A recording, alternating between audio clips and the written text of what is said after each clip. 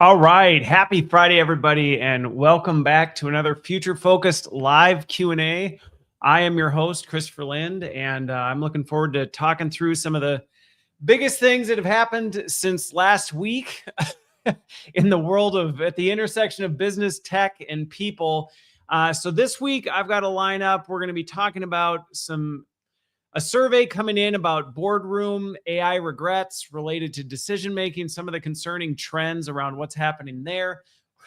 We're going to touch on some rogue robots in the real world as they make their way out in exploring society, and whether a prediction by ServiceNow CEO is about Gen Z is legit, which is 30% unemployment for early career folks. So we'll talk about a little bit more of that. I've pulled questions per usual from my audience, from the community. So I've got a bunch of stuff. I've got 3 for each topic, but I am live. So I'm watching that at every, I'm streaming to now 5 different destinations. So wherever you are, you're welcome to ask questions, and I to make a habit of prioritizing those along the way. But if you find this valuable, be sure to follow or subscribe or whatever button it is that you're doing, hit the notification bell, all that good stuff. And yeah, I think that's it for this week. So let's get into it here, because the first topic, there's a survey that was dropped. Now, to be fair, and I'm doing a much deeper dive on this on both Substack and my podcast next week. So I'm not going to get into all the nitty gritty of the report and all this. I will pull up some of the stats from it. But it's a survey that came out of a company called Confluent. Now, granted, this is a vendor that specializes in data streaming and all this other stuff. So they've got a bend and an angle for why they're sharing the report they did. So I want to acknowledge that. But it's really interesting because the survey data is coming from about 200 senior execs related to what they're doing with AI and how decisions are informing decisions. And honestly, it's a little bit concerning, and it does match some of what I'm seeing in the consulting work and things like that. So I want to talk about it because honestly, instead of feeling empowered, I think a lot of leaders are feeling fatigued right now. And AI makes for a really, really convenient way to try and offload some of that pressure, which isn't inherently a good thing. So just to give you a flavor of this, like I said, I don't want to overstate the data because it doesn't necessarily paint the full picture, but you can see 62% of the execs they surveyed are actually using AI to make decisions a majority of the time. 62% of them. That's more than half. That's a lot of freaking leaders that are just trusting AI to make decisions. And that's even over their colleagues and things like this. Now, this is a very small data set. So don't take this as, oh my gosh, this is what's happening everywhere. But this is consistent with some of the trending that we're seeing. And it's just they're feeling stressed. They feel pressure because they feel like all their peers are doing it, and all these other things like that. So it is a growing trend that leaders are leaning on AI in what I would consider is an unhealthy way. I mean, there's things we should be using AI to do to take work off our plate. I don't think and I think if I remember right, it was like 30% of the decisions they're using it to make are related to hiring and firing. That's a pretty human thing to just kind of say, hey, AI, who should we nix? Now, granted, I think it can be helpful to have AI involved in things. And I think that's one thing I do want to call out in the survey is they don't really define when they say AI is used and involved in decision-making. What does that mean? Like, are they just truly saying, here, you make the calls? Are they saying, yeah, I'm using it to help curate and, pull together data and, all this other stuff? But I think one of the bigger trends is they're actually leaning on it more than colleagues and peers. And I think that is very concerning that AI, and I'm seeing this just in general with people on a personal level, professional level, leaders everywhere, we're becoming more and more isolated as a result of AI. We're leaning more on AI to be our, thought partner and friend sometimes than other human beings. And that is not productive. It's not healthy. And the data is already coming in on the consequences of that. But like I said, I don't want to get into all the details of the report because I'm doing a deeper dive on it next week. So if you want to hear how are senior leaders using AI and what does it mean and what might we do to push back on this, check out my podcast that'll drop on Monday, and then my Substack that I'm in the process of writing that'll drop next Wednesday. But anyway, 3 questions did come in that I prioritized. I got more than 3, but there were 3 that I took. And somebody had asked, they saw a stat, and I'm guessing it came from this report because their percentage guess was pretty close. They said, I saw a stat that over 60% of leaders are using AI for making decisions, but then they second guess themselves or regret the decisions they make, which that report, this survey also highlights that. It was 75% of leaders actually regret the decisions they made with AI, which is also concerning. It's like, so you're regretting all these decisions you're making, yet you keep doing it. But anyway, so they asked, are we just replacing gut instincts with a machine? And is that actually making things worse? It's a really good question. And as always, there's some nuance to the way I want to address this one, because here's where the risk is. And I said 2026 is going to be the year of the AI hangover, in that we're going to start seeing some of the consequences. And as a result, people naturally kind of like swing back the other way. It was like, we got too dependent on AI, so now we go back. And one of the risks that legitimately I don't think is good is we got to go back to our gut. We got to make decisions based on how we're feeling in our bones and think like, and I'm not saying that to, poke fun at kind of some of the decisions happening right now, but just in general, these are things you hear all the time. Like, well, go with your gut, this other stuff. There is some value to that because humans have lived experience.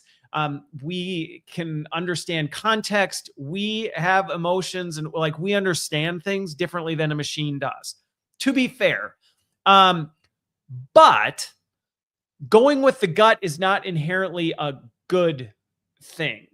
And I think that's a really important factor to take into mind is we are inherently extremely biased. We inherently don't have all the details. We don't, always make the best decisions. And I think anybody who's honest with themselves can say that. Like, I don't always make the best decisions when I just go with my gut. And so I think we do have to be careful that we don't see this trend towards leaning on AI to analyze data, to help assist in decision-making and go, oh, the solution is let's just get people in a room, or let's just go with our guts, and that's going to be better. So that would be my pushback to the idea that, oh, this is catastrophic. Leaders are leaning on AI. This is the end of the world. The apocalypse is upon us. No, because that usually leads us to swing the other way, which is equally dangerous. We tend to surround ourselves with people who agree with us.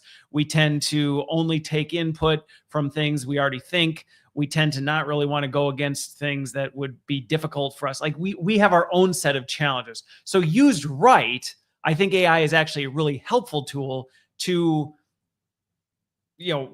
be a partner alongside, but it can't be a replacement for people. And I think that's one of the things that came out in this survey is we're swinging. We're going from maybe too bureaucratic to going with our guts to now we're data driven. And so we use AI and we use tons of stuff like that. And you're like, well, okay, you're going to trade. I am following the comments, but I'm not doing challenges with this one right now. So, but anyway, so I think that's the balance we have to walk. Now, to the point of, are we replacing our gut instincts? I think that is a concern I have right now. And I'm already starting to see in some of the research, some of the cognitive decay that comes with over-reliance. And I think that's the key, is over-reliance. If we become over-reliant on AI and data to make decisions or let it do the thinking for us, that's where it gets dangerous. If we're using it in a healthy way where we're bringing it alongside us, we're still like driving the decisions, we're doing it in context with other people, then that's fine. So that's where I think the whole like, well, do we use AI too much or do we not? It's like, well, you'd actually have to sit down and analyze. And that's part of the work I do, is actually work with leaders and organizations to understand, well, how are you actually using it? Because if you're just using it to make the decisions for you, to assess all the risk for you, that's not going to go well. If you're using it to enhance it for sure. And I think that's where what this survey seems to indicate is we're swinging too far towards the AI bend. And I think it's largely because if you look at, where is it? Decision speed. Like 92% of leaders said everything's increasing in speed and they feel they have less time to think and process. And I think, unfortunately, AI is serving as this easy alternative to go, oh, I'm tired and I don't have time to think. I'll just let AI do the thinking and then I'll just kind of nod and agree with it. And unfortunately, AI can't be held accountable. So if you do this and it blows up, which 75% of the leaders in the survey said they regret it, yeah, you're going to be the one who's held accountable. So do I think we're just swinging too far? I think that's the trajectory we're on. Will it make things worse? Yes, because AI amplifies everything. So to my earlier point, gut feels and collaboration isn't inherently best, but AI amplifies things. So all the vulnerabilities of being in your echo chamber, going with what you already feel, all this other stuff, you throw that into AI, it's just going to accelerate everything. So I do think it'll be worse if we just keep going. Yeah. So anyway, that's where I am on that. Elisa, let me see what your comment is here. AI can be a good gut refining tool if you prompt it to poke holes in your reason. So something I want to point out on this one, Elisa, because I think it's a really good point, is that AI gives you what you want. So if you just want validation that your decision's the right decision, I think this is another concern I'm seeing happening in a lot of senior decision making with AI is we actually kind of know what we want to do. And we're just looking for AI to find the data sources to validate that versus what you described, Elisa, which I think is really good, which is actually saying, hey, what am I missing? What should I not be thinking about? And I think that's the thing, is that's not our default tendency. We don't actually want to think differently than other people. Hey, Poof. Wait, I feel like Pufak, I think I'm used to seeing you here. So anyway, anyhow, so that's where I would say, I think we're on the wrong trajectory, but can we come back? And is it doomsday?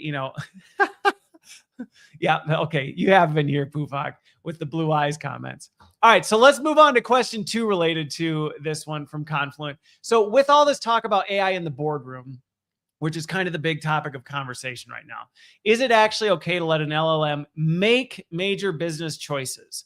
How should leaders realistically be using AI for this without totally handing it over, handing the wheel? So here's the thing. I do, and this is just Christopher's perspective on this. I do think letting AI make major business choices is a huge mistake. It's a huge mistake. It would not be wise to let AI make the decisions, especially big ones. And I actually think one of the misses we have with making decisions is major business decisions. Oh, so the Chuck Norris thing is legit. All right. I didn't know if he actually, I grew up in World of Warcraft Barons chat where Chuck Norris jokes ran rampant. So anyway, all right. Well, I didn't know, so I guess it hadn't hit me quite so hard. But yeah, long rest, Chuck Norris. I don't have any Chuck Norris jokes off the top of my head, but if I think of them, I'll throw them out there. Anyway, so I think the risk when it comes to AI, that threw me for a loop. With AI and major business choices, we actually have really bad definitions of what is a major business choice. And actually, if you ask most business leaders, what is a major choice, you're going to get 100 different answers. And I think this is one of the problems. I think this also amplifies the unintended consequences of letting AI make business choices. So might it recommend a choice? Sure. But I actually think it's foolish to let AI make the decision, period. And I know, everybody's like, well, is it fully autonomous? Is it not? And we could argue about this all day long. I think there's a lot of nuance and complexity to determining what humans are accountable, where are they involved in the decision-making process? Because another thing related to making major business decisions is there's a lot of decision-making that's being automated. to the point where all that's happening in the end is a leader's just signing off on the decision, not actually involved in like what went into this decision, all this other stuff. And so it seems like it's a human made decision, but it's really not. And this gets really, really messy and really, really complicated. And I think what we're starting to see is people don't want to make the decision, but they want to make the decision, but they don't want to be accountable.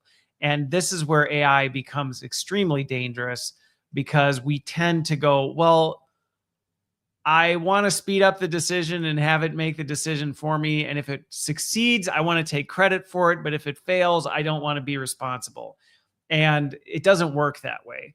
So my guidance to people, just as a general set of rules, is if you wouldn't be willing to take responsibility for the outcome of the decision, don't let AI make it. Because you can't just go AI made the decision. So there you go. That would be my best one. But in terms of should we let it make major business choices? No, you should not. It's not.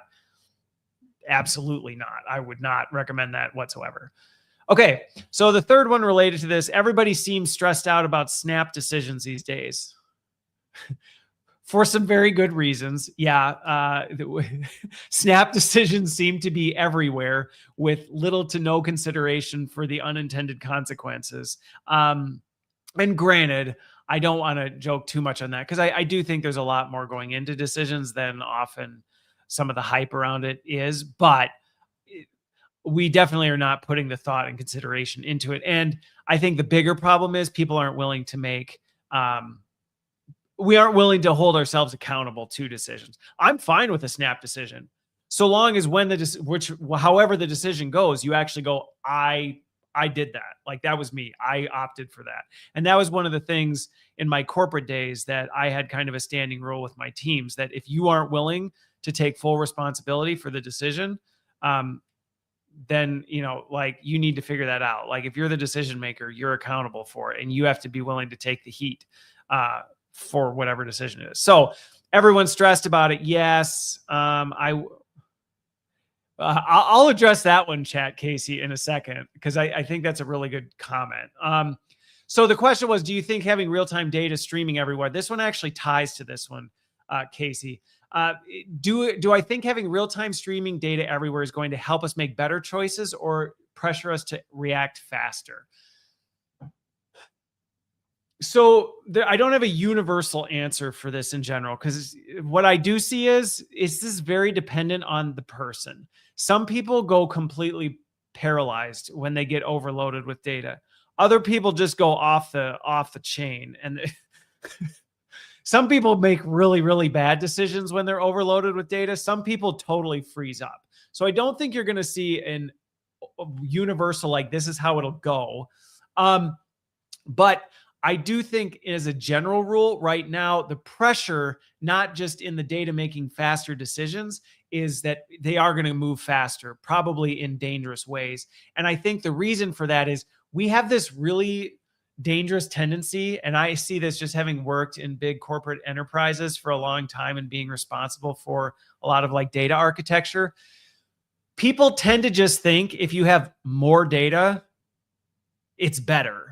And actually, that's not true. A big part of the work I used to do when I would do data architecture was actually try and strip data out of decisions, because it actually floods the whole scene with information that isn't actually relevant. And people, because we start identifying patterns that validate what we already think, you would be amazed at what happens if you come into a boardroom full of executives and just throw loads of data. Maybe you wouldn't be surprised.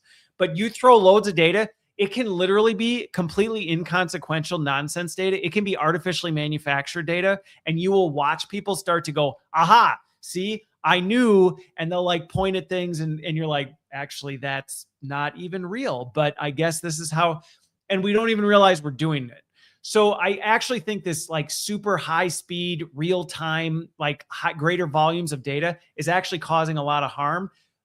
And it's not because more data is bad necessarily. It's because nobody actually takes the time to go, what is this data? Is it credible data? And what does it actually tell us? Like, what value is it actually adding? And when you can't answer any of those questions, your brain just starts making stuff up. You just literally start making things up and going, aha, I see this, or this pattern clearly represents this. You're like, no, it doesn't. It has nothing to do with any of that stuff. And now it's just going to be coming at such a stream that I think it's actually good. Exactly. Nothing comment. Like, it's all noise. It's just, and our brains are just overloaded with numbers, and we try and make sense of them. And so then we see things that aren't really even there. And I actually did an experiment once in an organization where I took completely artificially manufactured data, and I came into a meeting and I just presented a bunch of it. And I said, based on this, what do you think, this represents? And you would be amazed how confidently people insisted that this data actually told this story. And so when you did the big reveal and we're like, actually, this data was completely manufactured, it's not real, and none of what you just saw was accurate. It was kind of this eye-opening moment for people to be like, oh, okay, here's where, to your point, nothing comment, like, too much noise, irrelevant data actually makes us dumber. It makes us cosmically dumber.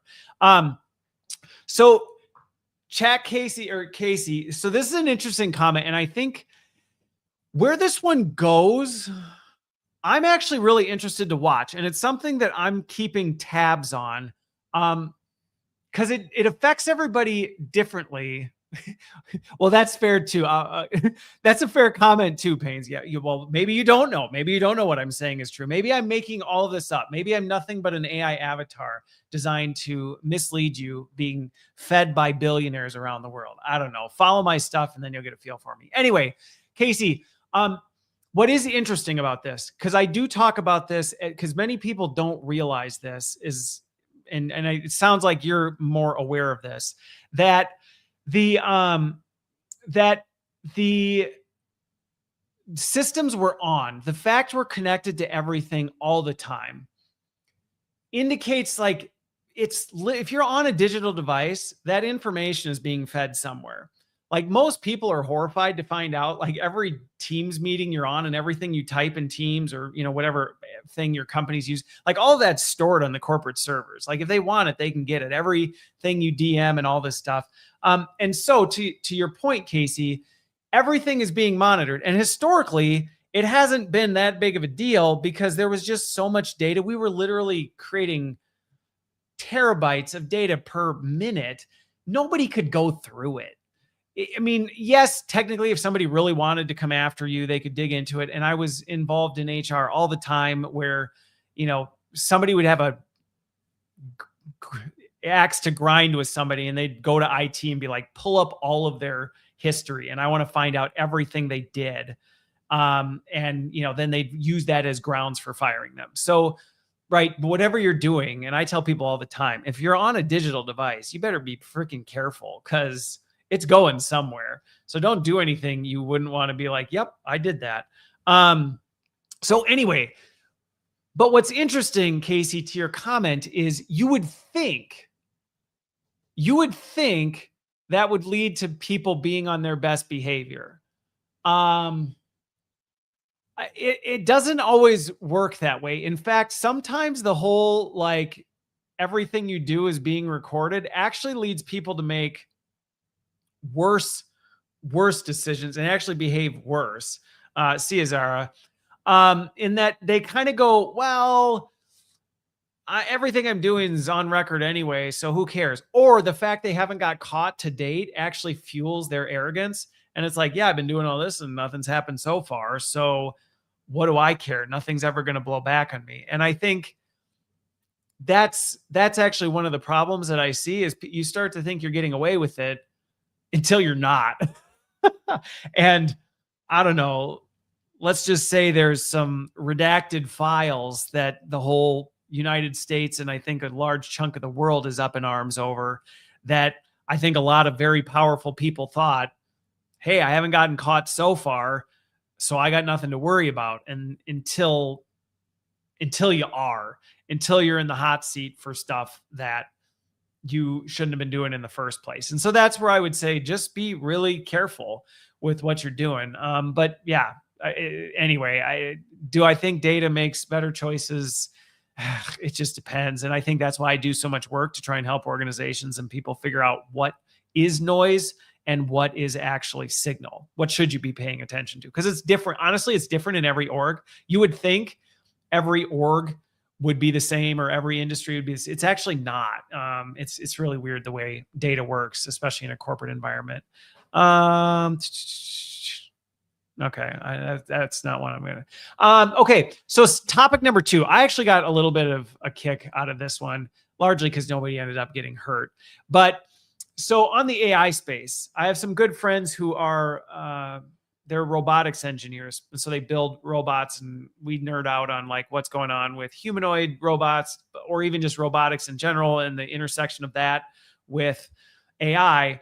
And so we kind of, I don't know, depending on who you are, I'm curious, those of you who are watching this, where you stand on this.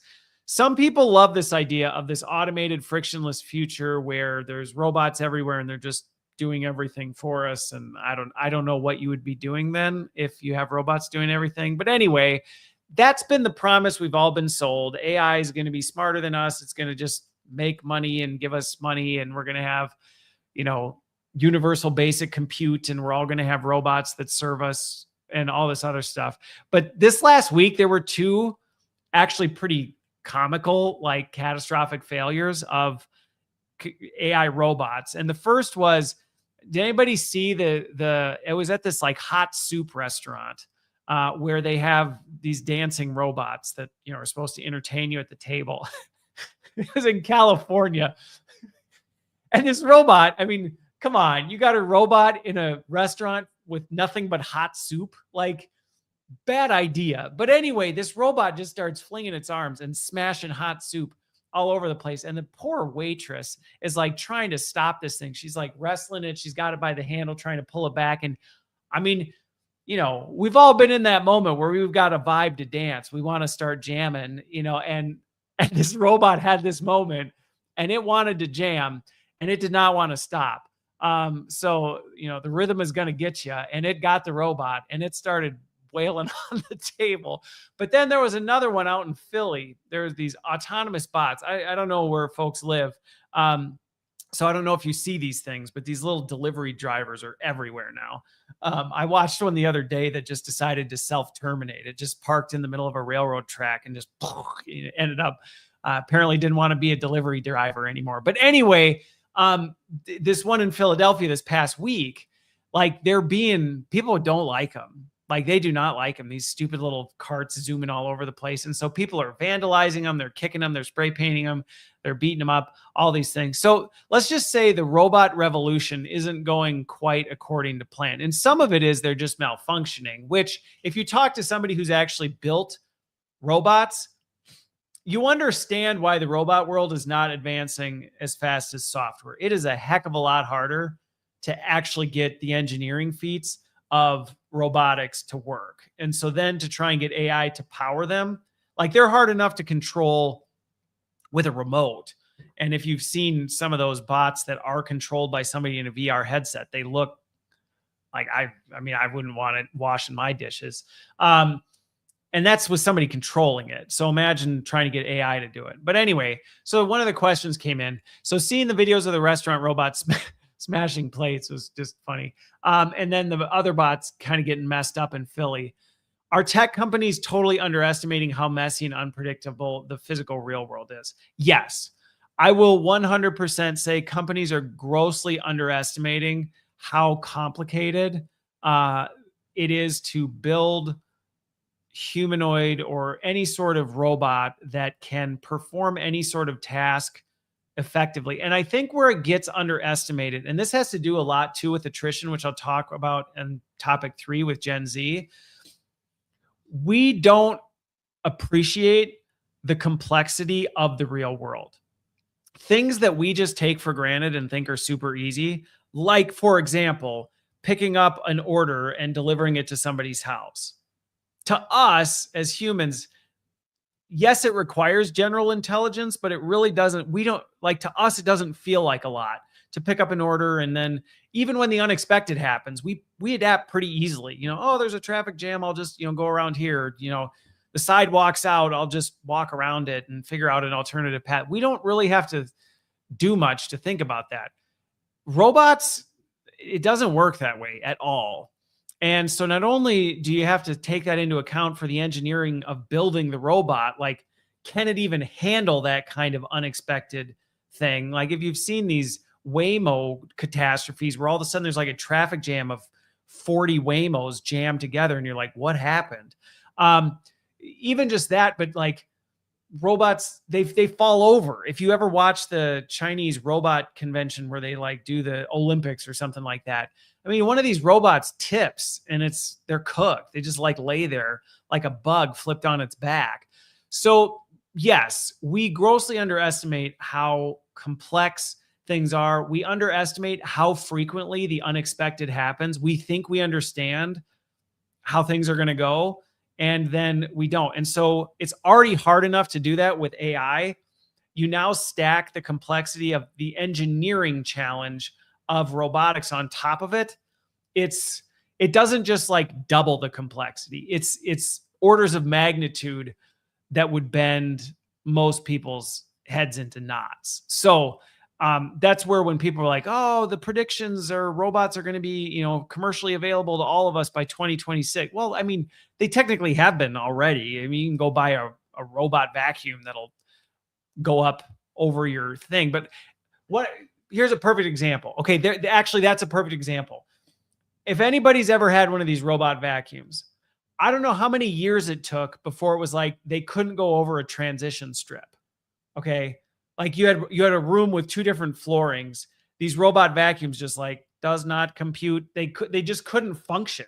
It didn't know what to do with it. And it's this huge innovation that they put two little foot pedals on it that like lift it over.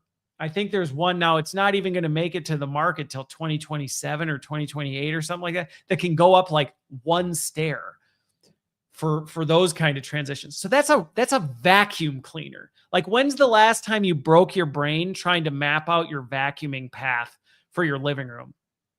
I mean, maybe at best you're like, geez, do I move the couch today? I don't know.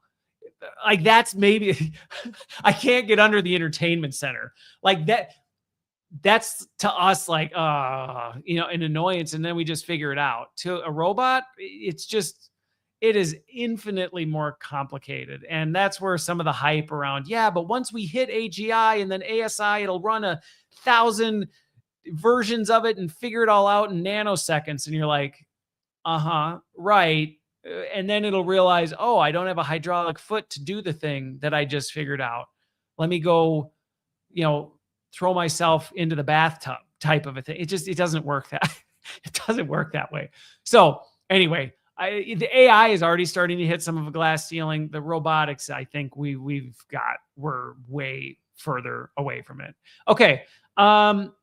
Question 2. I couldn't believe this one, but I agree with this next question. So they asked, I couldn't believe the restaurant robot didn't have a physical kill switch to stop it. Which that was the borderline entertaining, like jarring part as you're watching this, like, turn it off. We've all watched these movies where maybe Doofenshmirtz, foolishly builds a self-destruct button on everything. And it seems stupid in the cartoon, but then you see it happen in real life and you're like, where's Doofenshmirtz when we need him? Like, nobody put a red button on the back of this thing to just slam when it starts attacking hot soup. And so this person asked, like, are these companies just prioritizing a gimmick over safety and common sense?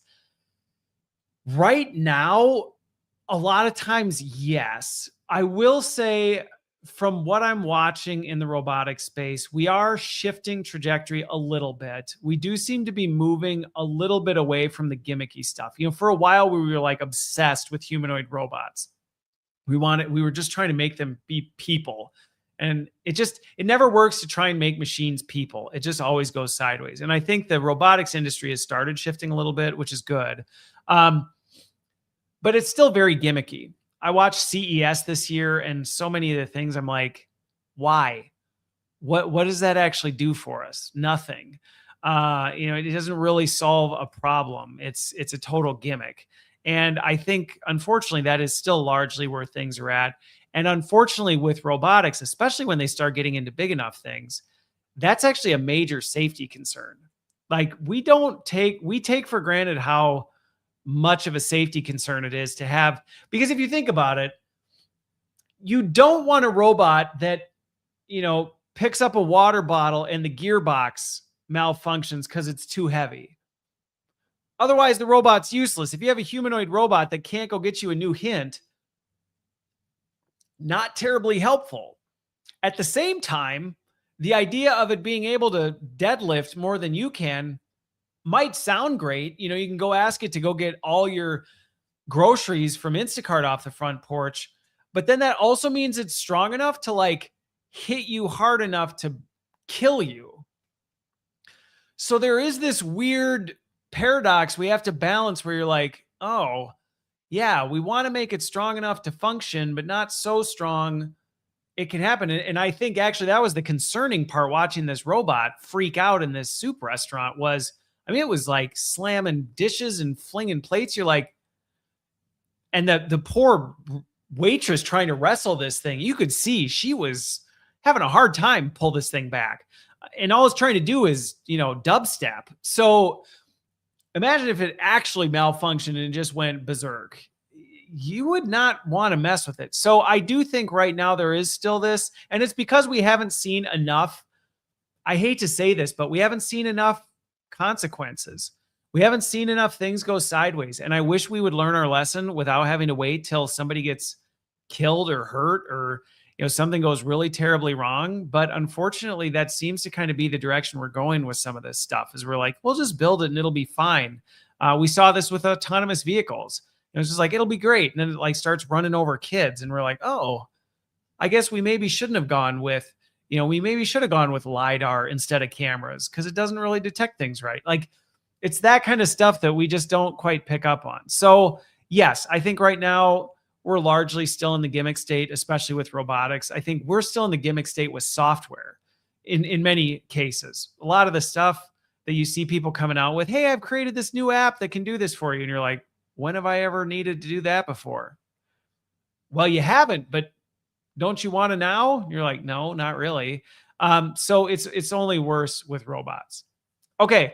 Question 3. So it feels like the whole robots are taking over the physical world hype is hitting the wall. How should we be adjusting our expectations for when it's actually going to be useful in real life? So here's the thing. There are some things that I think are becoming relatively useful. If you look at some of the robot vacuums, they've worked out the kinks, but think how long it's been. I mean, when did Roomba come out? It was a while ago. And it's just getting to the point where it's like, oh, it won't be stopped by a transition strip or, a Kleenex that fell on the floor. So years would be my best bet. I think there's going to be some things that are going to be a little easier. I think specialty robotics will probably start making their way into it. Although here's the thing, it goes back to who was the one who said it? I think it was Casey mentioned it.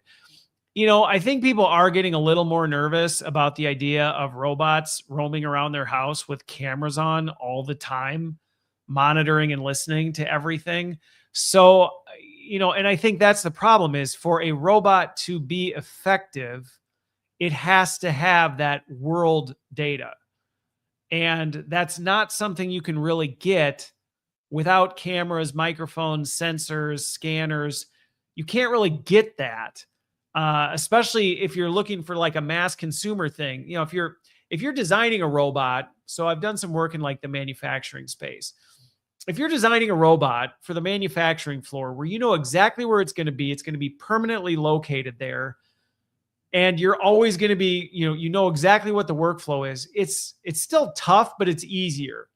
When I was with GE and we were implementing these big healthcare machines, you were going in, building an entire wing in a hospital around the machines. That's a little bit easier to plan for. When you're building a mass consumer electronic that's designed to adapt to the environment you're putting it in, you don't have that luxury. So you do have to, like, that's where the people were like, oh, we shouldn't have robotics with cameras and sensors and all this other stuff. And you're like, well, then it's not going to do anything. It's just going to sit on the floor and bang into a wall. And so I think this is where we run into this paradox of how far are we willing to go for convenience? Because the reality is you can go, well, we want to know everything it's doing or have access to it. Unfortunately, at least today, there's no way to do it. There's no on-device language models and storage that can run this kind of stuff that you can actually you can't get a totally like isolated robot vacuum that has everything built into it so it's not connected to the internet. It just doesn't work. So for now, I think that's the trade-off we're going to have to say. So now, could you go get some robotic stuff that would actually be helpful to you? Maybe, probably. There's some stuff I saw at CES that I was like, yeah, you know what? That's actually, yeah, I mean, that would be helpful.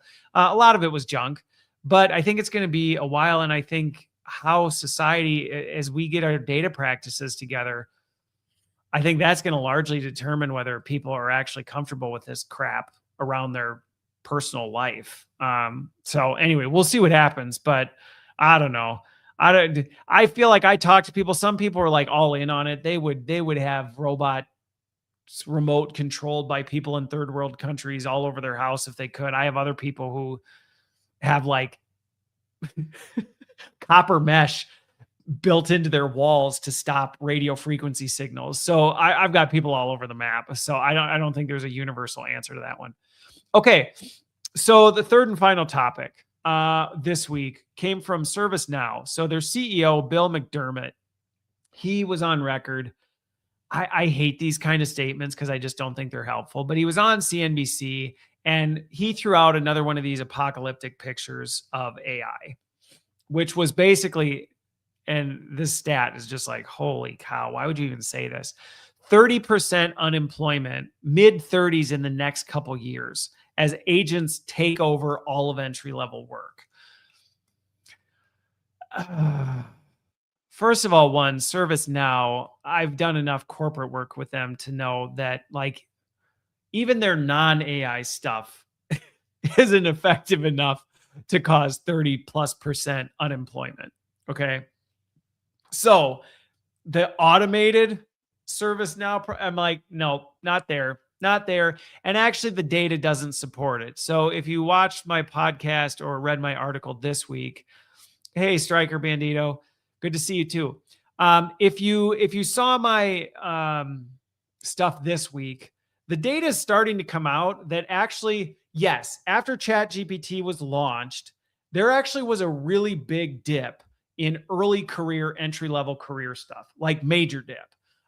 So if you're early career, early 20s, or made a major career move, or kind of like back in that early stage of career, whether, just because that's where you are, or, conscious choice of changing careers, you probably have really felt the heat. And when I talk to, Gen Zers, some of the Gen Alphas are now starting to hit it.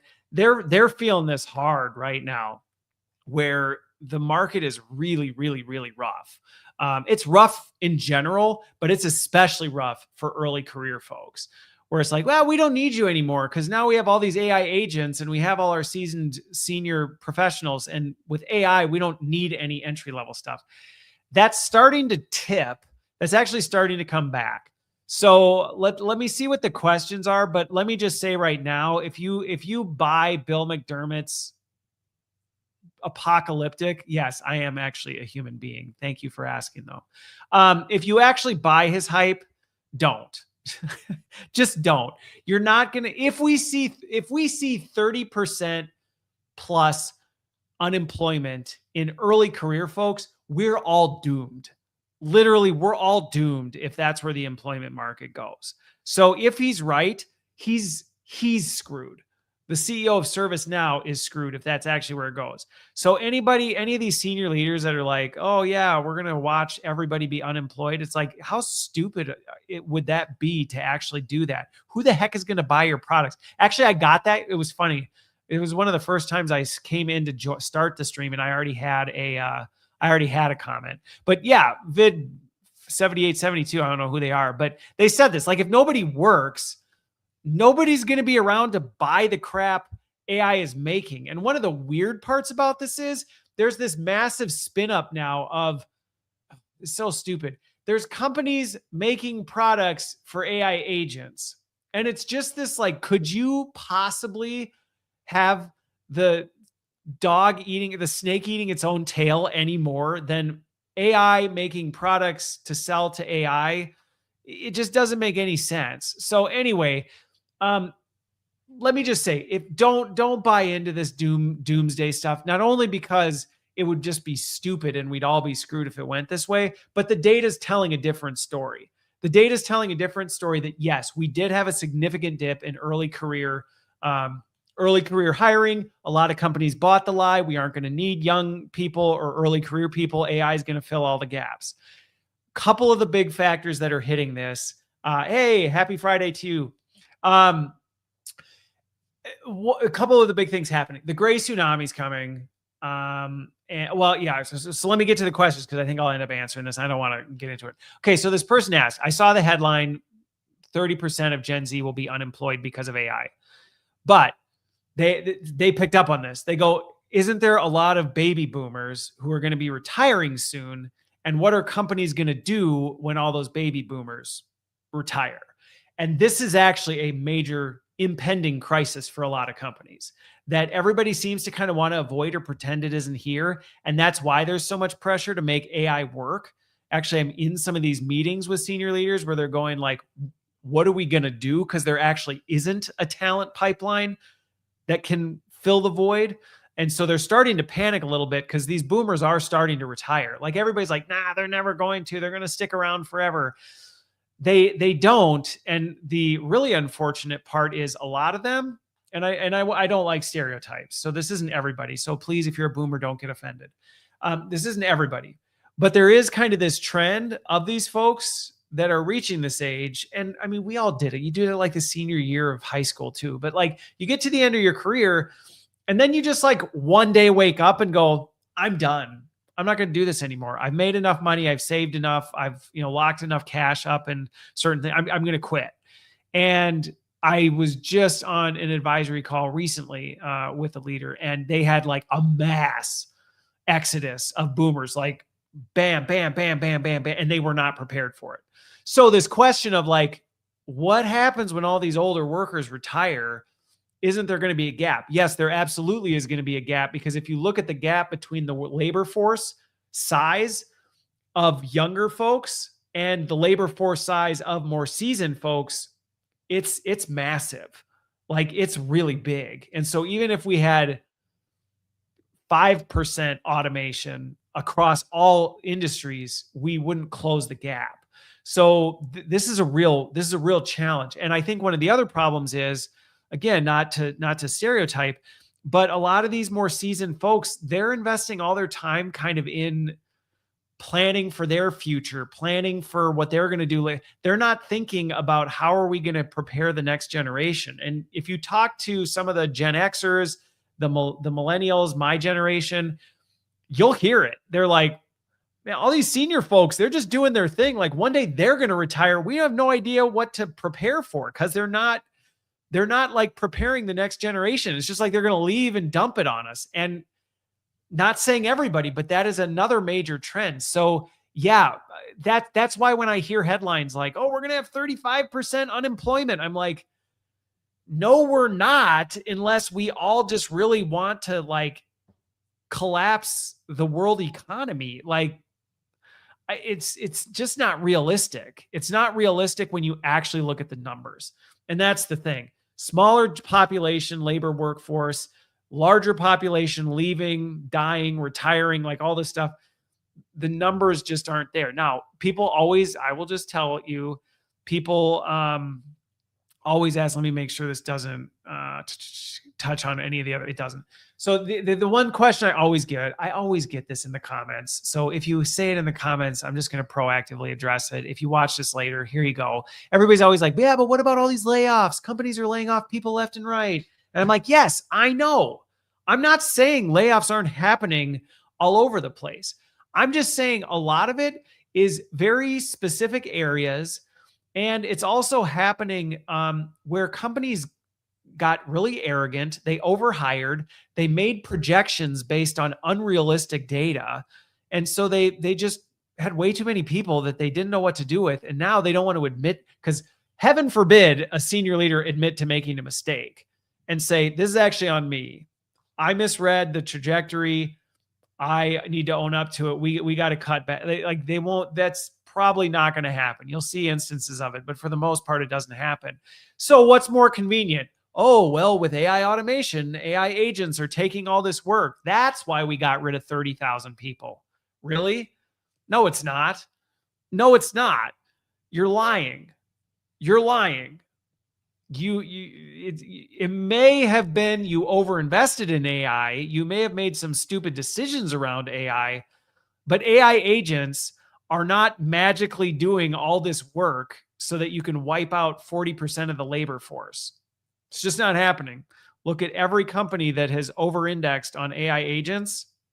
They're all quietly hiring back, trying to avoid admitting they made a mistake, all this other crap. It's not there. It's not there. And I'm saying that sitting in these rooms where I'm trying to help course correct some of this stuff. So it doesn't mean I have all the answers, but I'm following the research. I'm involved in the research. I'm doing the consulting on this stuff.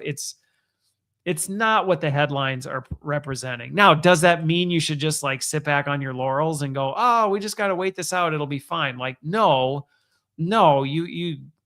it's going to be tough for a while here. This labor market's not going to improve like this year or next. It's going to be rough for a bit. So, okay. So question 2, somebody, obviously the person who asked this follows my stuff. So they said a few weeks ago, didn't you say that hiring for early career roles was ticking up? Yes.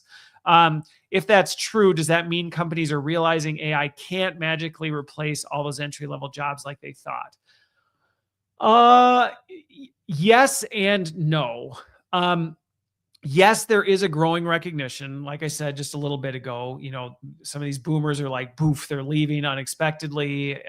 There's concerns. There's also some like stagnation happening in companies where they're like, uh-oh, like we need, because again, young talent, early career people bring lots of energy, lots of ideas. They like to challenge the status quo. And while more seasoned people get frustrated by it, it's actually really good for business. They innovate, they do all this stuff.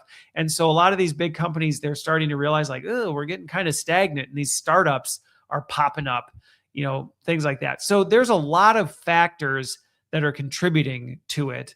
I think the other thing that is starting to come into place is actually seasoned leaders, like the seasoned folks in organizations.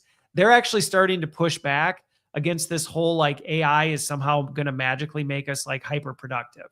If you talk to folks who are in the workforce who were told like, hey, we got you a subscription to Claude, produce 10 times more.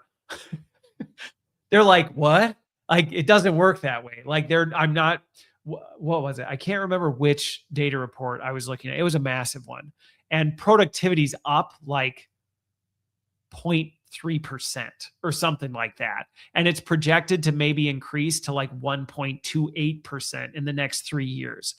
So again, this is reading numbers. This is projections. So I'm not saying hardcore, this is exactly what's going to happen, but this is in the hype phase. We're in the hype phase and people are like, 1%, maybe 1.5% productivity increase. So what is happening is you're getting a lot of these senior folks that are pushing back going, sorry, your expectations are stupid.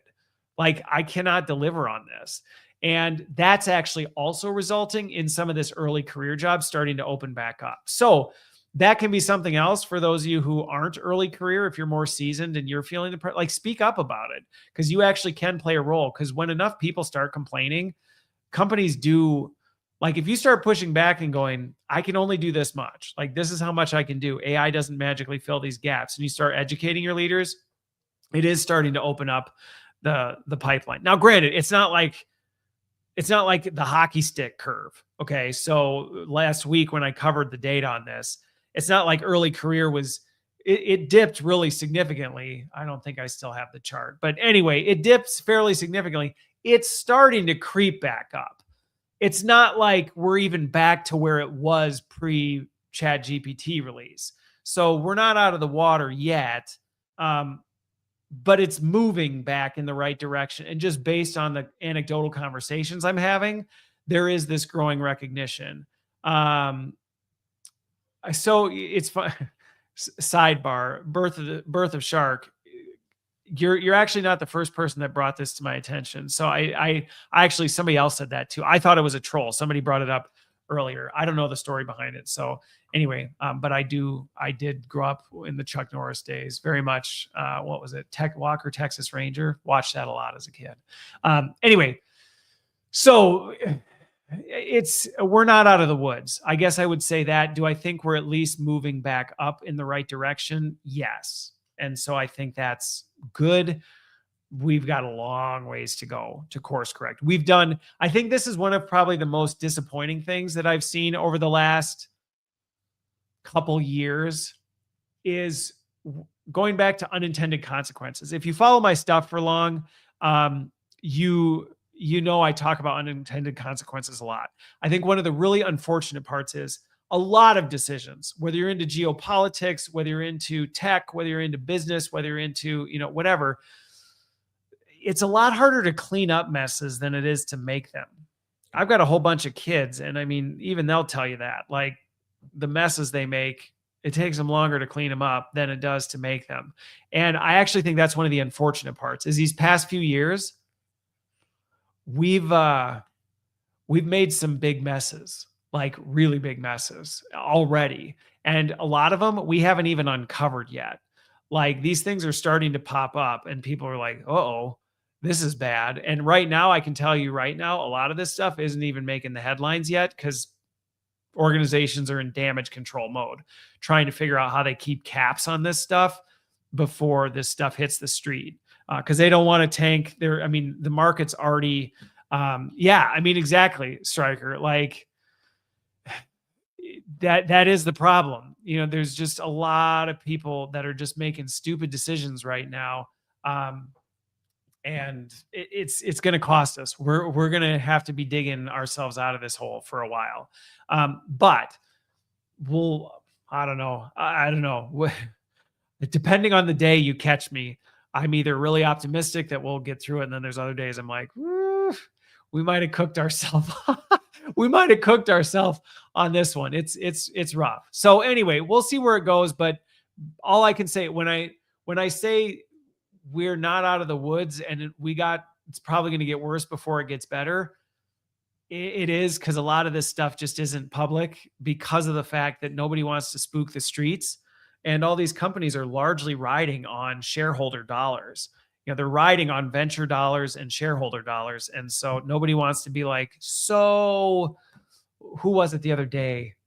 Some company I was reading about it the other day. They've been trying to like stifle this for a while. And then it was like, they lost $781 million in the last 12 months. And you're like, whoa, yikes. Like, that's hard to recover. That's hard to recover from. So, we'll see. And so I guess to the younger generations, we're going to have some cleanup work to do, but hopefully we can make better decisions. Exactly, Bandito. Like, once something's cooked, there's all the analogies. The train can't go back in the station. You can't put the toothpaste back in the tube. Once you overcook your steak, you can't go from well done to, rare again. It doesn't work. Sometimes you just got to throw the steak out. And so anyway, we'll see where that shakes out. But anyway, so question 3, the third question I got on this one: if we aren't actually heading for some crazy high youth unemployment rate, which I'm 100% confident we're not going to hit, certainly not 35% unemployment rate. The market could not, I didn't even know who Bill Burr was until I started live streaming more on here, and people started being like, hey, it's Bill Burr. And I'm like, who the heck is Bill Burr? Anyway, so we are going to see unemployment rates continue to, I think they're going to start to tick back in a positive direction. We're going to see more, this course correct. But this person said, like, shouldn't companies be doing everything they can to be rethinking these entry-level roles and train the next generation? So this is something I'm talking about. I think I started talking about it this past week in my podcast. I'm going to talk about it next week. If you're on LinkedIn or you follow me on LinkedIn, you probably have seen me talking about this a lot more than I do, on YouTube and stuff like that. But right now we've got this really unique window where we actually need each other more than I think we have in the past. And that the older generation has a lot of context, lived experience, and just like wisdom. They've been through the ringer, they've seen things, they know why the pilot failed 287 times. Like they've been around the block. They remember how to do it the old fashioned way. So they understand some of these contextual things that younger generation, they just never figured it out. Like I've got a bunch of young kids and they've just kind of always had calculators. I still remember how to do traditional math. Like I can still do algebra and complex geometry and all this stuff because I have all the formulas memorized in my head. They don't. And so this more seasoned professional, we need them. We do, because they can answer questions. They can do all this. Now, granted, we got to be careful because sometimes the more seasoned folks can be complacent and not want to change and think, well, the way we've always done it is better. That's not true. Okay, there's room to innovate and break things down, but you need that context. At the same time, we need the younger generation to come in and go, well, why do we do that in the first place? To ask these questions. I remember when I worked in a big pharma company once, just as an example, I was kind of like a younger. I mean, I'm not that old now, but I was, I'll answer that question in a second, Grumbleberry. I remember coming into pharma, and I remember one of the things I'd hear all the time, FDA says, we can't do that because the FDA says. And I was like, does the FDA say, or did somebody somewhere just hear that once and we never bothered to ask again? And I was the younger person who was like, screw it, I'll reach out to FDA. And I did. I made contacts at the FDA. I made my way in and I asked a bunch of questions and I said, I've heard this. Is that accurate? And at first they're like, well, sort of, but not quite. And so I did some work to understand what they really were looking for. And I was able to come back and say, hey, this is actually what they mean. This is actually what they require and how we meet these requirements. And I met resistance from some of the senior folks who were like, we've tried that before. But then I also had some really great seasoned folks who were like, oh, interesting. If we take that into context with these other things and we work together to come up with some really incredible solutions. And I think this is where we have this really unique opportunity now where we've got these younger early career folks who are a little more tech native. They're familiar with some of this stuff. We've got the senior folks who are a little more seasoned. They have some lived experience. If we can get over ourselves and our own arrogance and actually come together and go, look, like we all have a role to play in this. Like the seasoned folks have to recognize, guess what? You're going to be dead. Like you're going to hand this off. So you're not going to be here anyway. Right? Like, Bandito.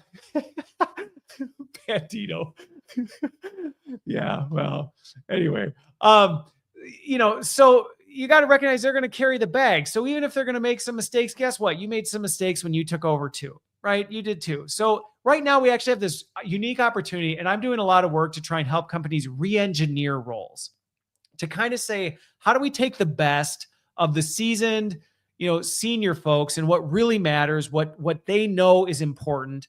How do we cut out the fluff? How do we bring these younger early career folks in who might be able to think and experiment, and they've got the energy and they don't have the baggage of, the commitments and all this other stuff that more seasoned folks do? Like, how do we re-engineer work in a more impactful way? And it's actually where people lean into it. It's wonderful. It works really well. We're just in this weird stage where a lot of people don't want to do the work. They just want to either retire. You got early career people who just want to be a VP. And then you got everybody going, AI is going to just fix it. And you're like, well, it doesn't work that way. So the ones who lean in and go, you're right, like, let's work this out. It actually works. It works great for everybody. So anyway, that's what I think we need to do more of. And so, yes, to the person who asked this question, yes, we need to rethink the entry-level roles. We actually need to rethink most roles in organizations, honestly. And that's overwhelming. So you got to start small, but like every job right now it's engineered wrong. It's built wrong. It operates on the wrong things. It's completely being disrupted. So this work needs to be done. Everybody just keeps trying to skip it. And that's what AI promised. AI promised to just skip that step. And I tell my kids this all the time. If it sounds too good to be true, it is. You cannot skip hard work. You just can't. So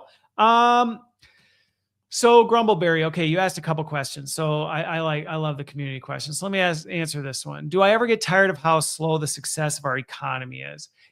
So here's the thing, and I think this is where you'll get nuanced answers to this and different opinions.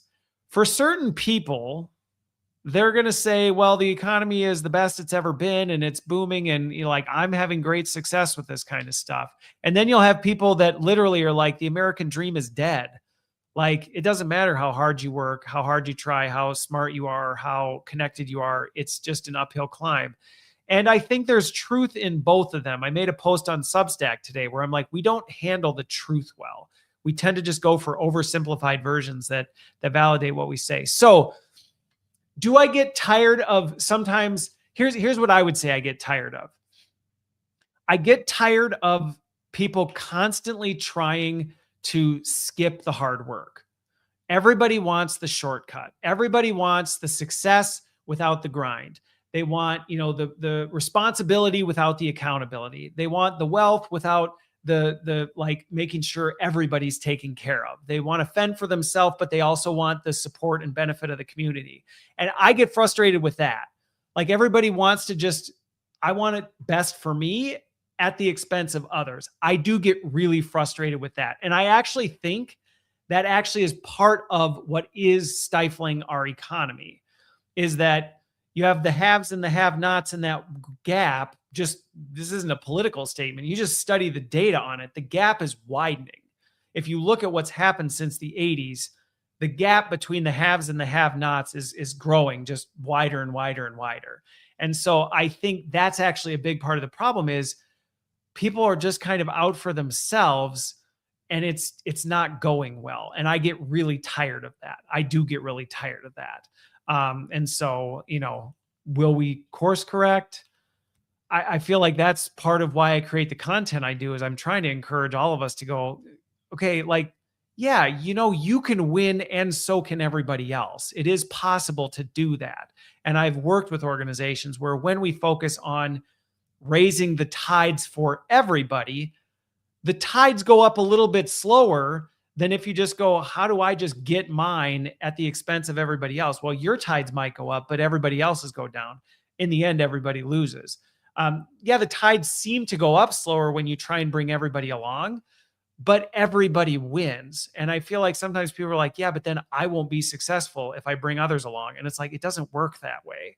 It actually doesn't, at least not long-term.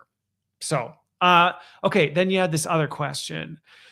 What would you recommend a starter job for a new person joining the workforce? This is a good question. So, Grumbleberry, so let me say this, and maybe if you're still sitting here watching, give me some more context, because if you want to give me more context, go for it, because it'll help me answer this question. I'll start with just kind of general guidance that I give to folks that are early career. Because here's one question I get all the time. A lot of people ask, is it still worth it to go to college? My answer is, it depends.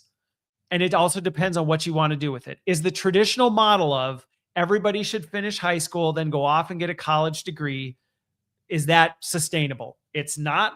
The higher education market can't handle it. People can't afford it. And the way the labor markets are moving, you honestly might be wasting your time and your money. I think even those that are going off to college, the idea that you have to go spend, 200 grand or 150 grand on a degree for the college experience, that's dead. And I know that was a really hard thing for like the folks who graduated high school in the 2020s, early 2020s, where it was like, COVID ruined my high school graduation experience. Life sucks. Like, it sucks. And so I think the college experience is another one of those things. I actually put myself in a ton of debt going to a private college because I was sold on the dream that, you got to have this college experience. You got to go do this. I mean, I'm glad I did it, I guess. Would I have been fine if I had access to resources and had the wisdom I do now? For what I do, would I still go to college? Yes. For what I want to do. Should everybody? No.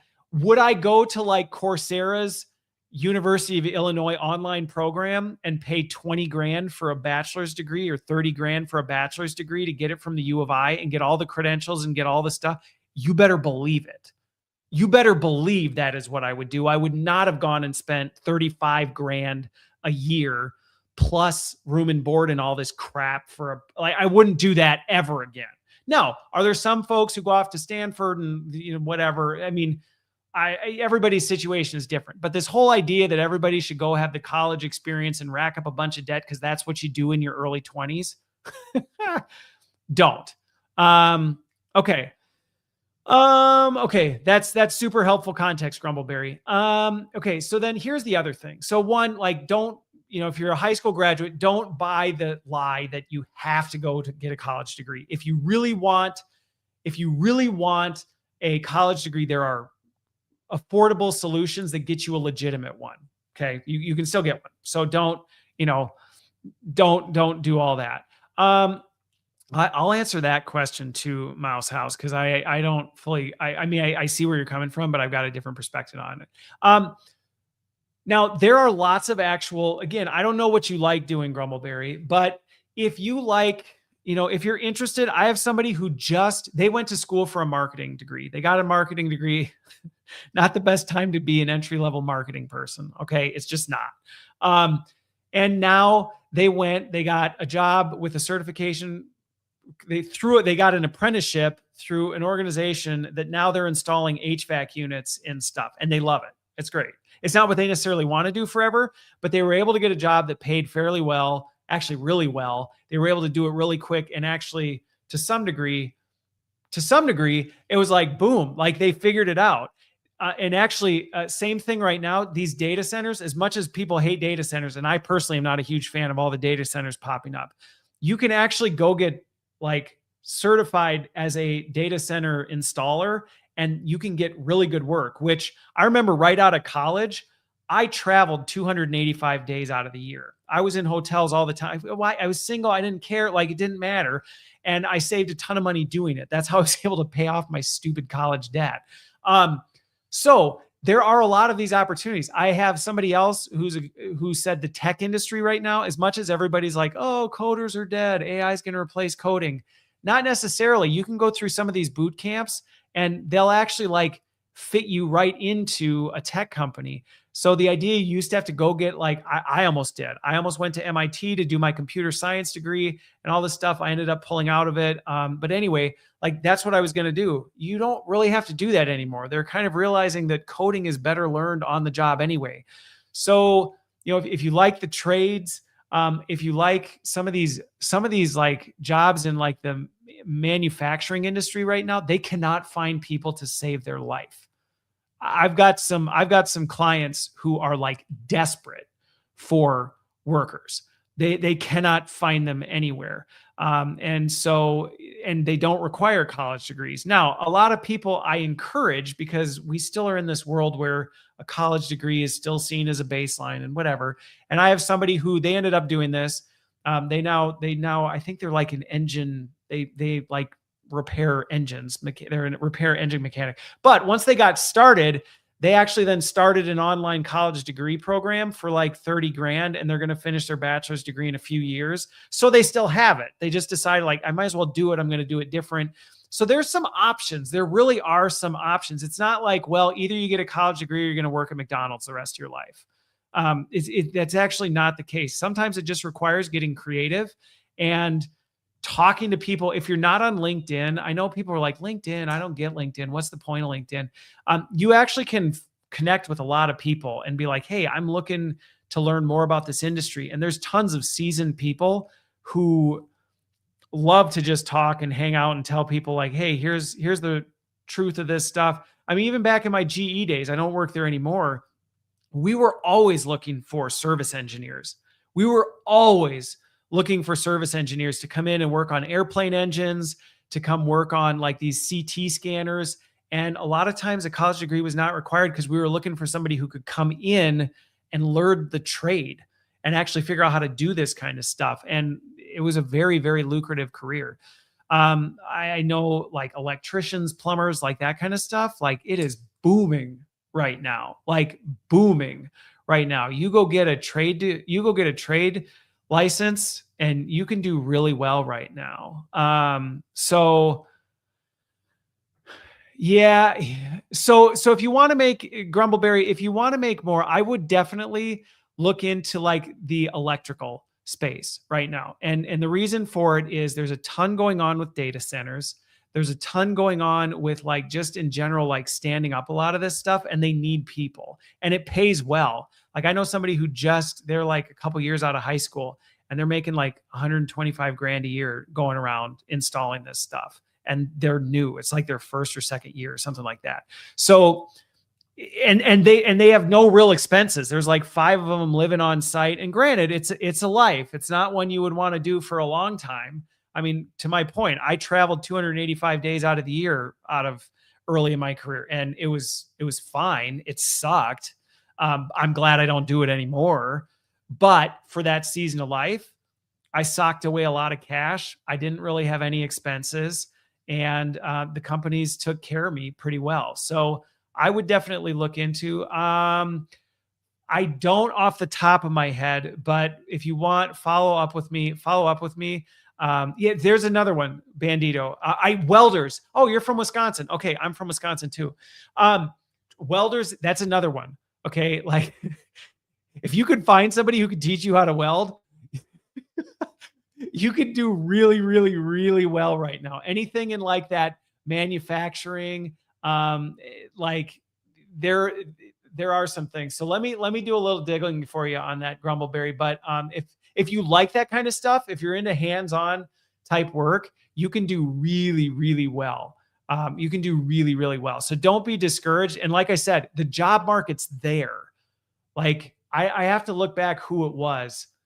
I have to double check. Kevin, I think it's Kevin something. Anyway, he was saying like, okay. Well, if you passed on welding, it's not your only option, just so you know. It's not your only option. But if you like doing electrical work, the folks I know that are like building these data centers, be prepared to take some heat though. Like you go the data center route, it's a very divisive topic and people are really pissed at these data centers. So if you say you're a data center installer, it's like when I worked in big tobacco and people were like, oh, what do you do? And I'm like, oh, I do marketing and sales for Camel cigarettes. And people were like, oh, really? And then they would like come at me about how I killed their grandma. And it was like, whoa, like, yo, I'm just in my early 20s. I got a company car. I didn't get into this because I believe in big tobacco. I just needed a job type of a thing. But it is possible. But again, I think one of the things that I would also add to this, Grumbleberry, is you kind of can't skip the hard work either. Back in my 20s, I had an unexpected job loss and I lived out of my car for a year almost. And I literally slept in bank parking lots, like sniping Wi-Fi so that I could apply for jobs. And I literally just basically did what I could to apply for jobs all the time. And I applied anywhere in the country. I would take literally anything that I could. And that sucked. Like it was not fun. I did not enjoy it. It was really discouraging. And would I ever want to do it again? Would I ever wish it upon anybody? No. But it was that kind of like just, well, sometimes you just got to do it type of a thing. And you seem like somebody who's willing to do that kind of stuff. And it does, I will say, in my consulting work, I am really hard on companies that are doing the crap that you experienced with their part-time labor force, where they're like, we're going to keep you right at 25 an hour. One thing I would encourage is either one, if you go into the tech industry, you can do fine, but look at smaller, mid-size companies. Don't always go for the big dogs. Honestly, I was very fortunate. What ended up working for me in my early career was I didn't go for like the Apples and the Googles and all this other stuff. Even though I had connections to them, I didn't go for them because they operate at a level of arrogance that is kind of just straight up disgusting. And so, it's super competitive. They treat you like you're worthless. It's why I didn't work for any of the big four consultancies, because it's like Hunger Games. It sucks. And so I actually say like, there's actually a lot of mid-sized businesses, especially right now, that are picking up that you might be able to find something. And the mid-sized businesses will also be way more likely to accept somebody who doesn't have the college degree because they don't care. You go to like a big company, they just have their AI system programmed to dismiss anybody that doesn't have a college degree. Doesn't matter. You could be the smartest person on the planet, the most qualified, and they'll just like kick you out of the system. So anyway, that's hopefully that was helpful for that. So Mouse House, if you're still here, Mouse's Houses. So I am gonna comment on this because you said the economy is dependent on debt. Yes, at least our current economy largely is. And that's why they need us to have more kids. Okay. So here's the thing. Here's what I will say to this. Yes, the way our current economic system is set up, it is very dependent on debt. And so, yes, there are lots of big companies that want you in debt. They want you spending. They want you to be going paycheck to paycheck to paycheck. That is true. You are not obligated to participate in that system. Okay. And I think a lot of people just kind of go, well, that's just what you got to do. You don't got to do it. You don't got to do it type of a thing. You can not fall for that. There's a reason consumerism is so popular in the US is because they want to prop up the economy with keeping us broke. But you don't have to be. And I learned that lesson in my early 20s. I was broke as all get out and I was way in debt. And I ended up saying, I'm not playing this game anymore. And I got out of it. And life is so much easier when you're not saddled with debt. So that's one thing. As for the kids thing, there are lots of people. Now, granted, people always are like, yeah, well, you have 8 kids. So of course you have an opinion on this. And, people assume that I think everybody else should have 8 kids. I wasn't planning on having 8 kids. And I don't tell people you should have kids. I'm like, hey, that's a big decision. You got to decide if that makes sense. And sometimes you don't get the call anyway. So whatever. What I would say though is, yes, there are people putting artificial pressure for people to have kids. And it is tied to some of these fears that, again, they don't want to talk about. Nobody wants to talk about the fact the labor pool is way smaller than the one that's going out. And so, yes, there are people that are like, oh, we're all in trouble. We got to tell everybody. And you see this, if you look at what's going on in China right now, I mean, they're doing everything they can. South Korea is the same way. Japan, like they are freaking out because people are not having kids. So yes, there are people that are pressuring people to have kids for the wrong reasons. What I would say though is some people, and I was this way early when we first started having kids, I was terrified of having kids because I bought the lie that if you have kids, it costs you millions of dollars by the time they're 18 and your life is over. And like, I bought all the same crap. Everybody told me all these like stories of what it was like to have kids. As a dad to 8, I can tell you it's what you make of it. Like if you want to spend millions of dollars on your kids, I guess you can, kind of like the debt system. You want to participate in the debt economy, knock yourself out. You're going to suffer the consequences for it. I mean, same thing with kids. Okay, you want to go make sure they always have the latest fashion and you participate in all the stupid social media trends and make sure they go to the right, schools. And I mean, okay, but that's you choosing that. You don't have to. And I think that's one of the things that I've learned, and maybe having a bigger family forced me to learn it, was I was like, a lot of this crap people tell you is what it's like to have kids is a load of crap. It's honestly a load of crap. People's opinions about kids are like trash cans. Everybody's got them and they all stink. Like they really do. Everybody will tell you what it's like. Half the time you're getting it from people who don't even have kids. They'll tell you how it'd be and what it's like. And you're like, oh, really? How many do you have? Oh, none. Okay. Well, thank you for your opinion. So that's just where I would push back because I do talk to people who are younger. I just did a panel with a group of folks who are in their mid 20s, early 30s. And they're kind of like wrestling with this. Like, I'm nervous about kids. You're a dad to 8. Like, what is your opinion? Like, do you regret it? Does it affect? Yeah, there's trade-offs. I don't regret it one bit. I love having a big family. I think it's incredible. Do I think everybody should have 8 kids? No, I don't. Do I think everybody should have kids? No, I don't. I don't think people should not have kids because they're afraid of some I don't know what. And I'm really thankful that I didn't let my fears of the unknown prevent me from having kids. I'm glad I didn't go, well, what if I might not be able to, like, I'm really glad I didn't. And I think that's one of the things that I push back against when I hear people be like, oh, the world's going to crap. The economy's in the toilet. You're going to be broke forever if you have kids. It's like, no, you're not. Unless you choose to walk that path. You don't have to, though. They're not as expensive as the world makes them out to be unless you make them that way. And that's a you problem. That's not a kid's problem. So that's coming from somebody with 8 kids who's had to figure it out, who also had was broke as all broke get out when we started having kids. So it wasn't like I was some Nepo baby that had a bunch of cash and was just like, oh, everybody should have kids. I did. And it was like, oh yeah, that's easy to say when you're living off your, estate. Like, no, I didn't have jack squat when we started having kids. And I was terrified as all get out. I didn't know how we were going to make payments. And I thought it was going to be the worst thing in the world. And my wife and I figured it out. We adapted, we changed, and it's wonderful. So again, would I force people or say you have to, or you're somehow missing out on life? No, I don't think that's helpful. But do I think it's disappointing when people just write off the opportunity because of the what ifs? I think that's really terrible, especially because you can't have kids forever. Like, that's the other thing people forget. You're in your 20s and your 30s, and you're like, maybe later, once I'm more settled in life. First of all, one, you're never going to be settled in life. And two, then you're going to get there and you're going to go, we should have kids. And you're not going to be able to have kids. And you're going to be like, oh, crap, this sucks. Or you're going to be later in life and you're going to go, man, now I'm 40 something and I'm having kids. I'm going to have little kids till I'm in my 60s. And I'm not saying, that's my situation. My youngest is 1 and I'm in my 40s.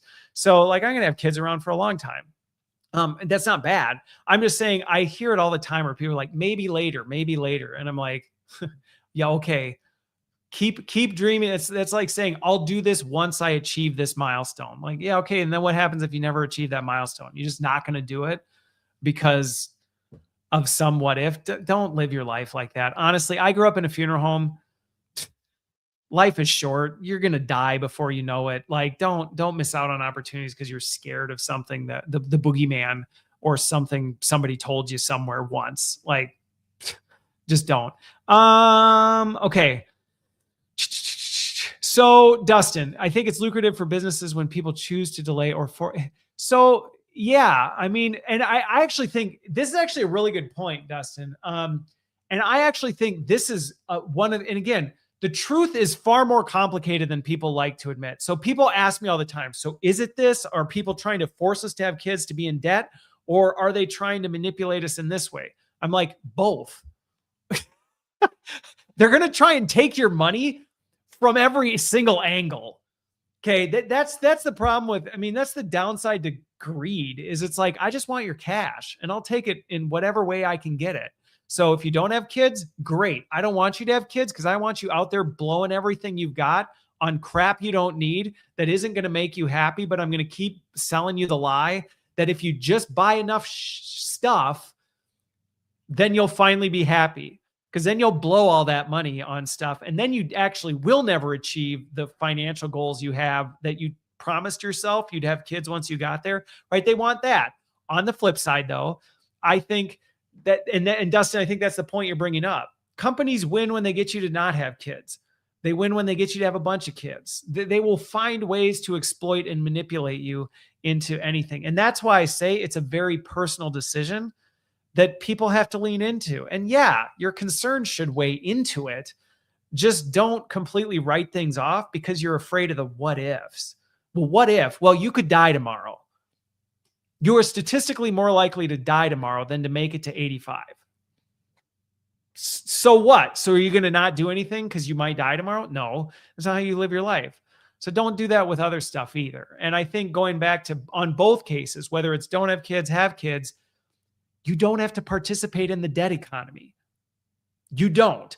You don't have to buy crap you don't need to impress people who don't give a crap about you that isn't going to make you happy anyway. You don't have to. You can choose to, but that's a choice you're making. It's not an obligation. And you can live a perfectly happy life and not participate in that system whatsoever. And some people do. And again, we're all responsible for our decisions. But anyway, okay. Wow. I went way over, but I started early. So I guess that works. So anyway, hopefully this was helpful. I always appreciate the chats that come in, and I really try and make time to answer some of those. And Grumble, if you want, if you're not on LinkedIn, get on it, connect with me, and we'll see if we can't figure out how to connect you to some stuff that will help you get your footing early career. Because I empathize with it. It sucks. I was there. I remember it well. I remember living in my car in the winter in Minnesota, trying to stay warm while I'm sniping Wi-Fi to apply for jobs. It was not great. I guess some might say it built character, whatever that means. But anyway, so whether we're talking executives and their decision making, robots tripping over each other, planning for the apocalypse of AI or whatever, tech is moving fast. It's not going anywhere. The people that are like the AI bubble is going to burst and it's going to disappear. I saw something yesterday saying, what if Gen AI just disappears? It's not going to disappear. This isn't like the metaverse when Zuckerberg was like trying to sell everybody a Meta Quest. Thank you, Dustin. Yeah, I'm glad I got out of that too. I'm glad I survived it, to be honest with you. Like it's not going to go anywhere. So figuring out how to adapt, and there aren't universal answers to this. That's the thing I really try and do in my content, is try and help understand people's situations and go, let me help you think through and make the best decision. Because if you're making a decision based on what someone else told you, get this job, have kids, don't have kids, buy this house, if you're doing it because somebody else told you, you're always going to be miserable. You gotta do the work and figure it out. But there's things that hopefully can help you make better decisions, and that's my goal here. So if you found it interesting, I'm here usually every Friday taking questions. I curate from the community. So if you leave stuff on my YouTube social feed or you send me DMs or whatever, I will include them in there. And then I try and curate some of the latest happenings, because man, the world is wild. The world is wild right now, and it's going to get worse before it gets better. That's for sure. And we're riding the wave down right now, which is not a fun place to be in. Granted, I will say it was better than when I was living in my car in Minnesota in the winter, but it's super interesting. So anyway, thank you all for being here. Thanks for the engagement. I love doing these. I love hearing from all of you. And I will, if all goes well, be back here next week. But you can reach out and connect with me whenever works for you. And with that, I hope to see you on the other side. And yeah,